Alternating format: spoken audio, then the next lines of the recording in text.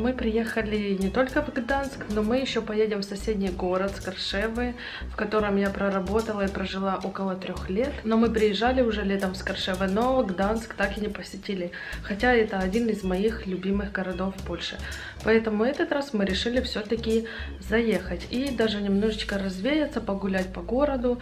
В связи с последними ситуациями, которые сейчас происходят, то хочется как-то разнообразить свои будни. И еще хочу вам сказать о том, что мы немножечко, даже не мы, а поезд опоздал, и получается, что мы аж на 3 часа в Гданск приехали позже.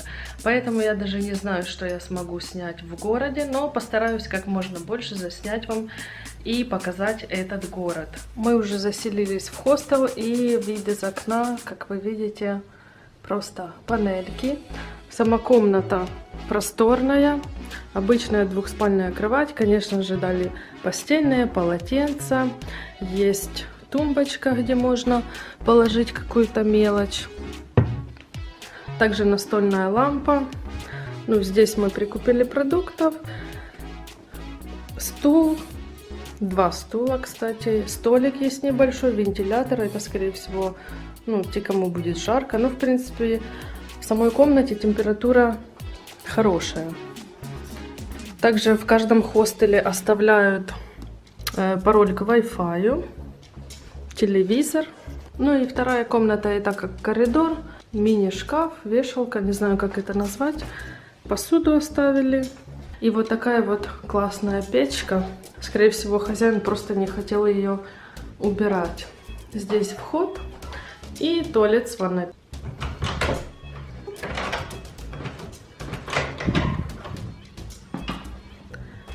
А здесь вот коридор. И оставили чай. Могут пользоваться все чаем, сахар, кофемашина. Кстати, нас удивило то, что здесь зерна. Нужно обязательно завтра утром сделать кофе. Ну а те, кто любит растворимый, оставили такой вот водичка.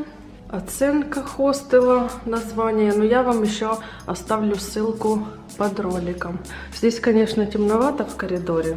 Стол, микроволновка, салфетки, тостер, чайник. Это инструкция проживания. И там дальше еще идут комнаты. А забыла еще вам показать, холодильник есть. И есть отдел для мусора. Гданск по праву считается одним из самых интересных польских городов, однако многие туристы исключают его из своей программы, отдавая предпочтение Кракову, Вроцлаву и Варшаве. Но я вам хочу сказать, что Гданск один из тех городов, которые отличаются длинной и непростой историей. Первое упоминание Гданска как города относится к 1997 году. С тех пор он успел побывать частью королевства польского, территории Тевтонского ордена, одной из спорных земель во время 13-летней войны, вернуться в королевство польское, войти в состав Речи Посполитой, а потом прусского королевства, превратиться в вольный город Данцинг, снова отойти к Пруссии, а затем к Германской империи и ненадолго к Веймарской республике. Почти на 20 лет вернуться в статус вольного города, а потом стать частью нацистской Германии. Лишь в 1945 году город снова вернулся к Польше. И каждый раз, когда мы приезжаем к своим друзьям в гости, мы не можем проехать просто мимо этого города. Я могу миллион раз проходить те же самые улицы и наблюдать за людьми, которые сидят и спокойно наслаждаются красивым видом на набережную. Зайдем сейчас в местный магазин Болеславец. О, как тут красиво. Вау, супер. Я так понимаю, это ручная работа. 45 злотых, да? Да, некрасиво. Даже печать или что это, типа лейбл. В таком помещении хочется тихо разговаривать. Ты что там, Аладдина решил освободить? 255. Но это все вручную разрисовано.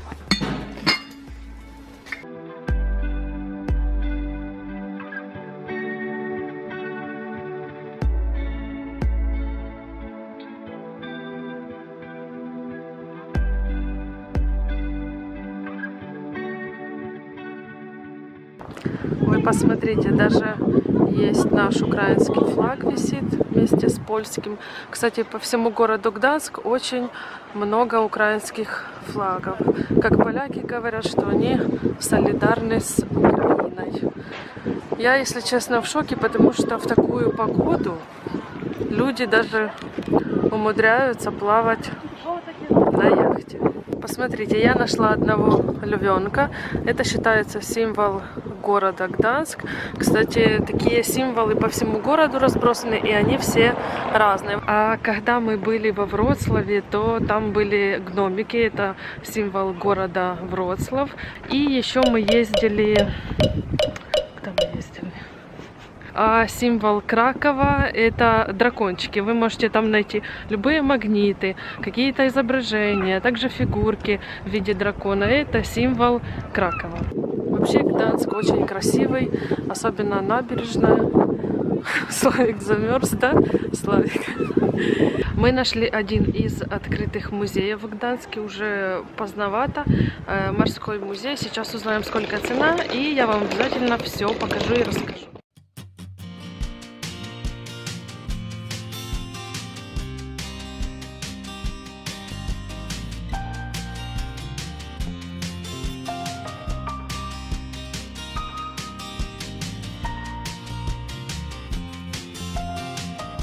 История Центрального морского музея началась в 1958 году, когда образовалось Общество друзей музеев. Создание музея началось с нуля. По замыслу основателей музей должен был служить портово-музейным комплексом и находиться в сердце старого Гданского порта, вписываясь в типичные портовые объекты. –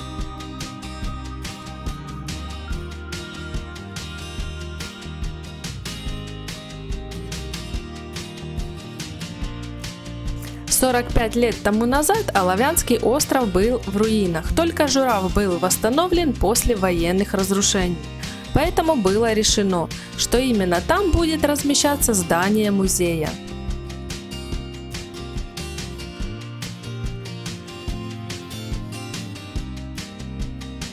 На выставках Центрального морского музея в Гданске можно увидеть предметы с яхт, на которых польские мореплаватели впервые пересекли Атлантику и совершили кругосветное путешествие. В помещениях здания воссозданы образы работников музея, бухгалтера, весовщика и приемщика товаров. Нижние этажи использовались в качестве жилых помещений. Сегодня морской музей является одной из самых интересных достопримечательностей Гданска. Я вам хочу сказать, что мы в этом музее провели больше 2 часов.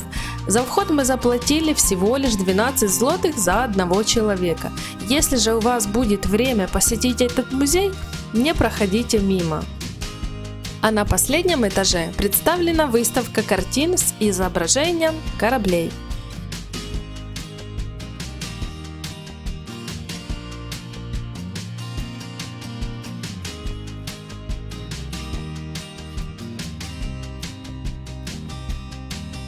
Ну а после такой долгой прогулки по музею мы решили подняться на корабль, который находится прямо возле входа в музей. Вход бесплатный, и понаблюдать, как люди отдыхают. Как вы видите, очень красивый и интересный корабль плывет, даже немного похож на пиратский.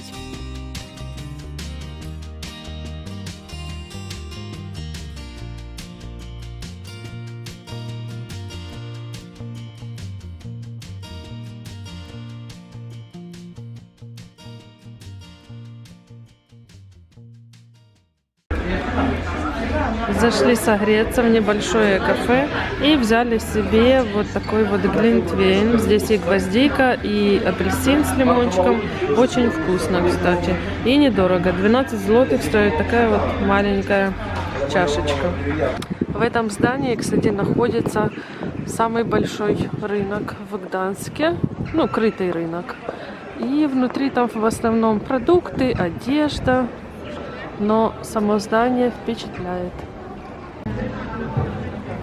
Иногда кажется, что эти цветные домики как игрушечные.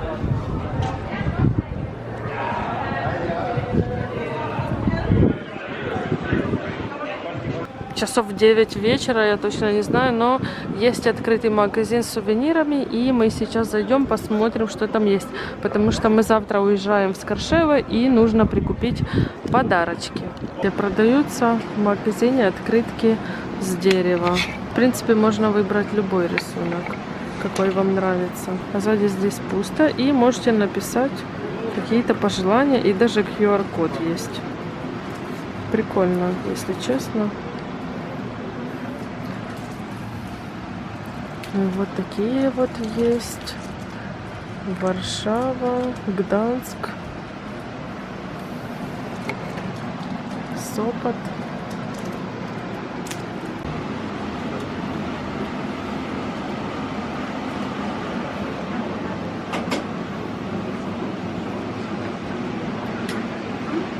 Есть также интересные блокноты с такими вот обложками. Есть Гданск. Здесь у нас маяк в Гданске. Также есть Сопот, Гдыня. Можно выбрать на любой вкус. Я раньше, когда ездила по Украине, путешествовала, то я всегда покупала вот такие вот тарелочки. И маленькие, и большие у меня есть из Крыма, из Одессы. И здесь, в Польше, вы также можете купить такие тарелки.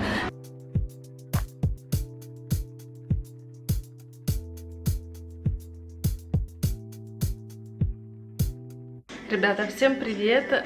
У нас уже следующее утро, и хочу вам показать подарок, который мы купили для моей подруги. Так как мы сюда приехали на день рождения, мы решили зайти в Дуглас и взять вот такой вот подарочный сертификат.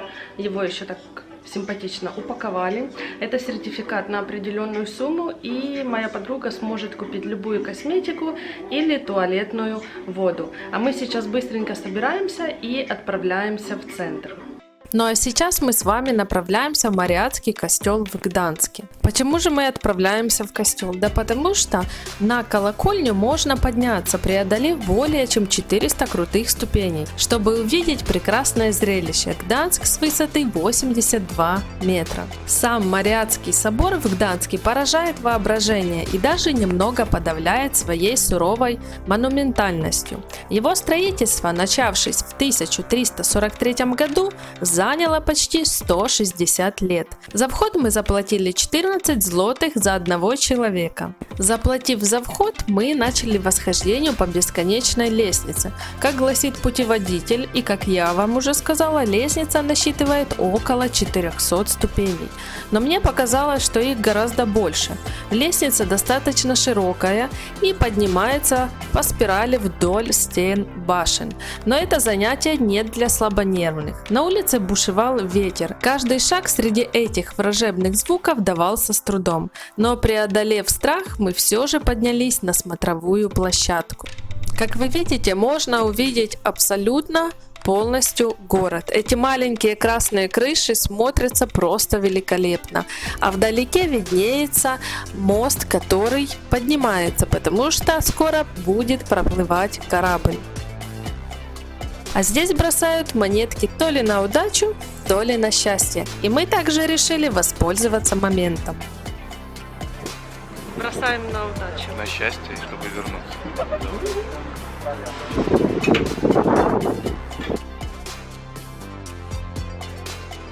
А при выходе мы увидели автомат пожертвований и решили отблагодарить.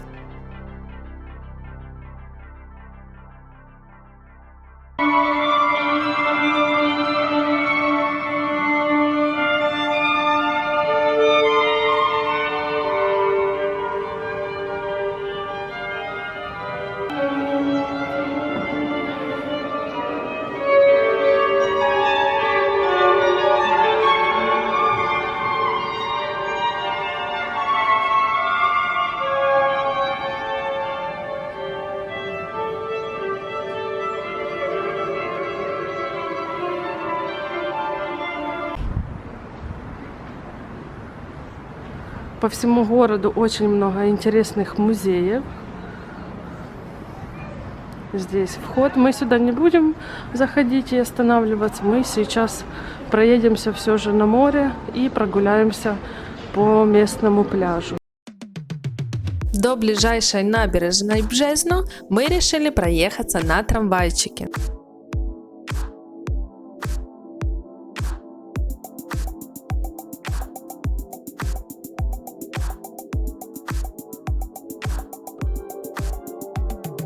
И по пути зашли в местную кофейню.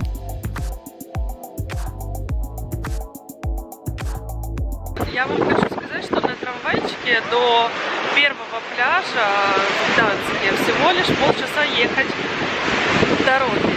Поэтому, если вы будете в Гданске, обязательно заезжайте на море. Года, конечно, сейчас не очень, но этот вид просто завораживает. Вот, смотрите, я нашла еще одного львенка. Он здесь, на пирсе. Так что, если вы будете в Гданске видеть, то они все разные. Этот, я так понимаю, с каким-то веслом. Очень прикольно и интересно придумали поляки.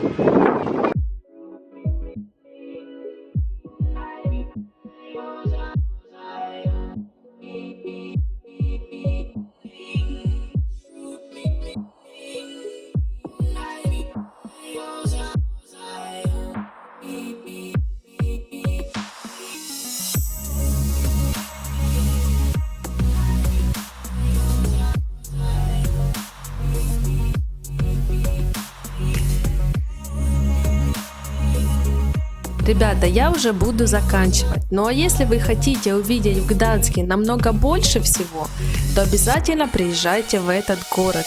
Я уверена на 100%, что вы не останетесь равнодушными. Спасибо всем за просмотр. Не забудьте поставить пальчик вверх. Ну а мы с вами уже увидимся в следующем ролике. Всем пока!